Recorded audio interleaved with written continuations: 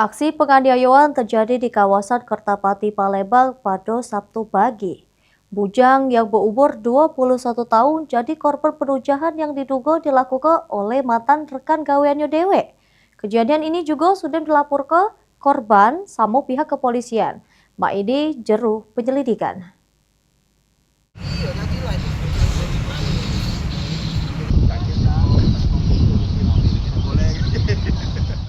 Aksi penganiayaan yang terjadi di Jalan Abi Kusno, tepatnya di depan konter Pegagan Raya Sel, Kemang Agung, Kecamatan Kertapati, Palembang.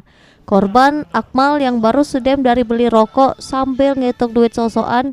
Cuma secara tiba-tiba terlapor inisial M datang dari arah Buri terus langsung melakukan penyerangan.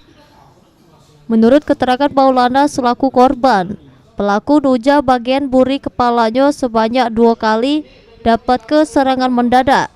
Korban berusaha balik ke badan untuk nyelamat ke diri.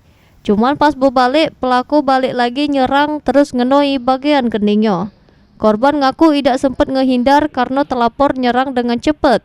Beruntung salah sikok saksi yang berada di lokasi cepat ngelerai kejadian tersebut, sehingga pelaku ngentike aksinya terus langsung lari ke diri.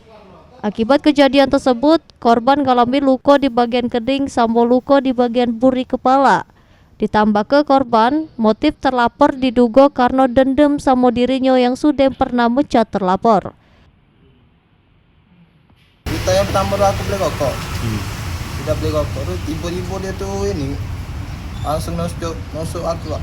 Kaki apa tuh? Kaki besi lancip, Pak. No, tak hati masalah sebenarnya itu. Dia tuh ada ini, mungkin ada sakit hati kan, mungkin sama aku kan. Dendam lama kan. Sama-sama kawan gawe apa ya, Pak? Iya, sama pernah juga dia bergawe di situ, Pak. Tapi dia lah berhenti dari situ. Sakit hati jadi. Atas kejadian tersebut, laju dilaporkan oleh kakak kandung korban, Padli, ke SPKT Polrestabes Palembang, di mana pihak keluarga berharap pelaku secepatnya ditangkap karena sudah bikin bahaya nyawa korban. Suryadi, PAL TV.